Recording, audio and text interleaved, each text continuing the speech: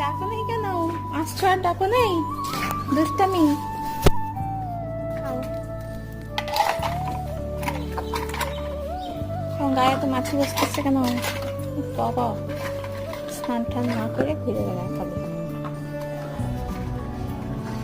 নোংরা নান্দি।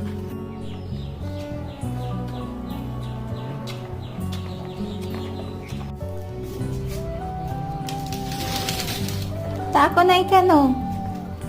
ডাকো নাই কেন? এমনি এমনি দাঁড়া থাকলে হবে? আমি জানতে পারবো তুমি আসছো যে।